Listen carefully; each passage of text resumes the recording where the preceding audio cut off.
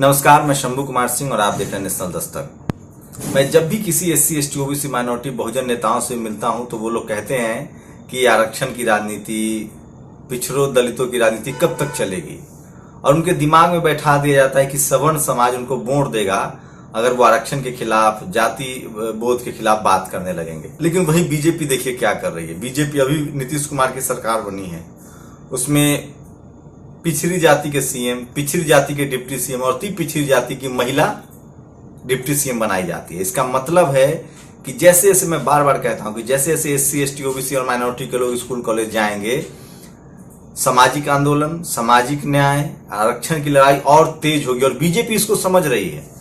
लेकिन वही तेजस्वी यादव जिस पार्टी का यूएसपी होना चाहिए आरक्षण, पिछड़ी जाति, अति पिछड़ी जाति, दलित, आदिवासी, मुसलमान, वो ए टू जेड बोलने लगते हैं।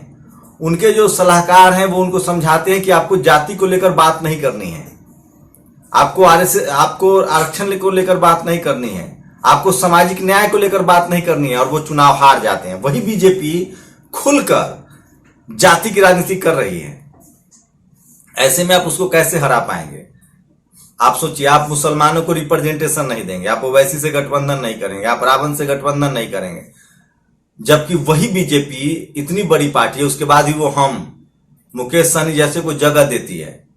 यूपी में भी ठीक यही नतीजे आएंगे। ओवैसी अलग से चुनाव लड़ेंगे, आखिर मुसलमान उनको वोट क्यों न दें? जब उसका रिप्रेजेंटेशन ही नहीं, जब उसका आप नेता ही नहीं खड़ा करेंगे। तमाम बहुजन दलों में सीएम का पोस्ट रिजर्व है, पार्टी अध्यक्ष का पोस्ट रिजर्व है, तो भैया दूसरे समाज के लिए क्या है? कम से कम डिप्टी सीएम भी आप अनाउंस कर दीजिए। तेजस्वी यादव ने अगर 5 डिप्टी सीएम अनाउंस कर दिया होता कि एक मुसलमान बनाएंगे, ये हो रहा है। आप देखिए आंध्र प्रदेश में क्या किया है। उसने चंद्रबाबू उनके बेटे ने, माफ किया, चंद्रबाबू नायडू बोल गया मैं।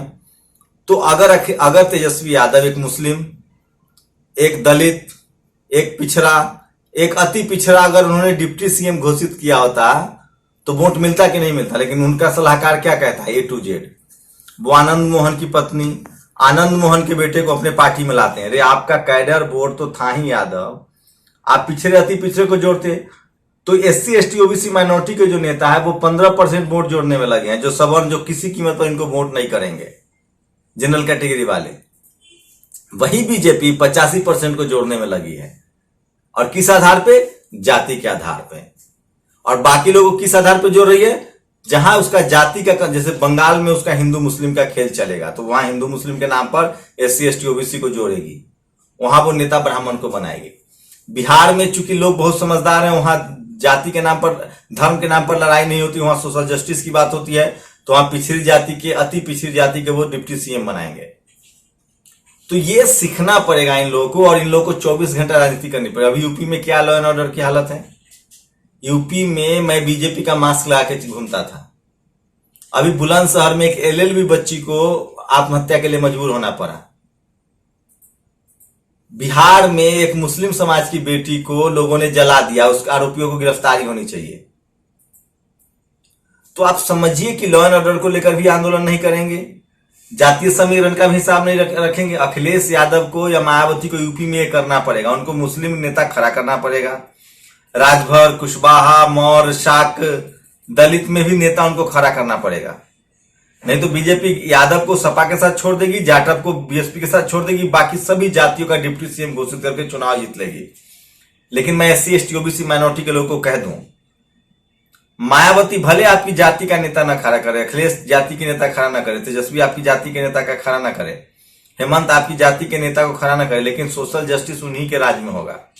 बीजेपी नेता ओबीसी का मुख हटा के प्रधानमंत्री को पीएम बना देगी, लेकिन आरक्षण खत्म करेगी, निजीकरण करेगी, आपका अधिकार छीना जाता रहेगा। ये बात आप समझ लीजिए। और जो लोग नहीं समझेंगे उनका कुछ नहीं। आपकी जाति का जो ये नेता खड़ा कर रही है बीजेपी, वो सिर्फ उनका भला हो सकता है, MP, MLA, CM, deputy CM बन जाए, लेकिन वो आपके समाज का भला नहीं कर सकते हैं। ये बात आपको हमेशा याद रखना पड़ेगा। और बहुजन समाज के लोग जब तक ये याद नहीं रखेंगे तब तक उनका कुछ नहीं हो सकता है। अब बिहार में मीडिया देखिए, एक बार फिर से शिक्षा को लेकर बात कर रही है, तो ये शिक्षा उक्षा वाला मामला ठीक नहीं है, ये चलना चाहिए। वही देखिए कि मेवालाल चौधरी पर बीसी रहते थे घोटाले का आरोप, अब नीतीश ने दिया शिक्षा मंत्रालय। तो ये सब जितने SC ST नेता है, OBC के नेता है, उनको उनके ही लोग जड़ खोदते रहते हैं। ये मीडिया वाले किसी सवर्ण नेता के पीछे नहीं पड़ते हैं। पार्टी कोई हो, बीजेपी हो, कांग्रेस हो, अगर कोई पिछड़ा दलित नेता आगे बढ़ रहा है तो उसके पीछे पड़ जाते हैं। ये नीतीश कुमार को भी नहीं छोड़ेंगे। अब मानना का केस झेल रहे कुणाल कामरा ने फिर उड़ाया सुप्रीम कोर्ट का मजाक। तो सोचिए, कुणाल कामरा लगातार जुडिशियरी के खिलाफ, भ्रष्ट जुडिशियरी के खिलाफ बोल रहे हैं। मैं अभी 2 दिन पहले लखनऊ में मिला था, मुझे कुछ जजों से मुलाकात हुई। उन्होंने कहा कि साफ साफ judiciary system, high court, supreme court सड़ा हुआ है, क्योंकि वहां कोलेजियम सिस्टम से जजों की बहाली होती है और सारे SC ST OBC माइनॉरिटी के खिलाफ फैसले सुप्रीम कोर्ट और हाई कोर्ट से नहीं आ रहे, आप कुछ नहीं कर सकते हैं।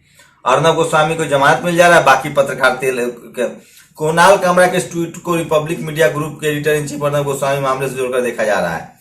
Stand up comedian Kunal Kamra ने एक बार फिर कथित तौर पर सुप्रीम कोर्ट का मजाक उड़ाया। उन्होंने एक खबर का लिंक शेयर करते हुए लिखा कि तमाम सबूत और गवाहों को मद्देनजर रखते हुए अदालत फिर से पाखंडी की सीमा पार करती है। ट्वीट में उन्होंने केरल के पत्रकार से जुड़ी एक खबर शेयर की। इसमें टॉप कोर्ट ने सिद्दीकी कप्पन से जुड़ी याचिका की सुनवाई 20 नवंबर तक टाल दी है।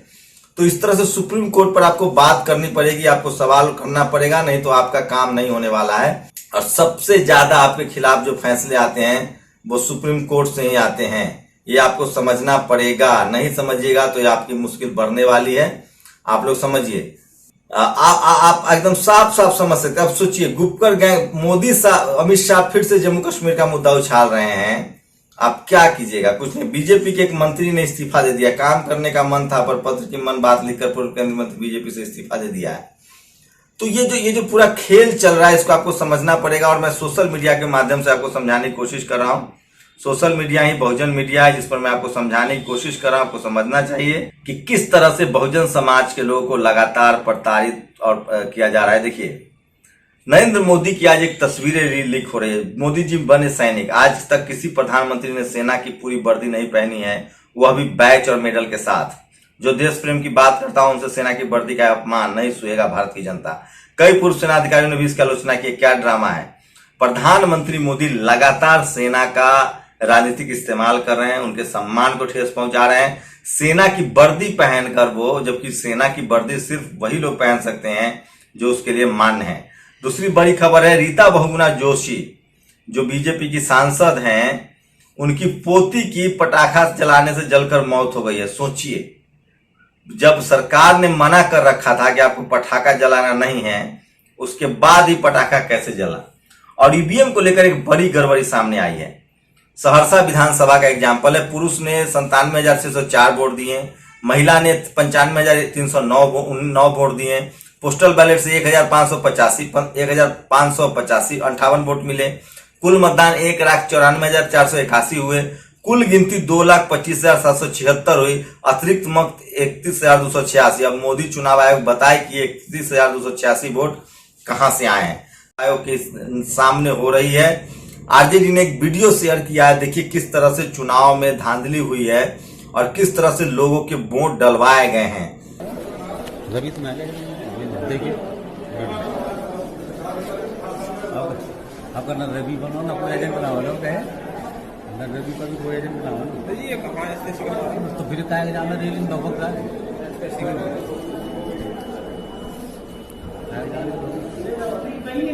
ना उधर राजनीति को बनाया, ना उधर राजनीति को बनाया।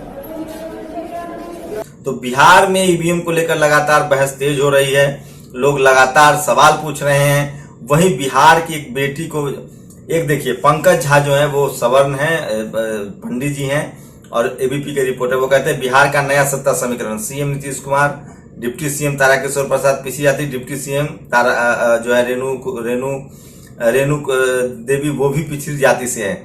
तो ये जाति के विमर्श को लेकर जो अब बात कीजिएगा वो बहुत जरूरी है।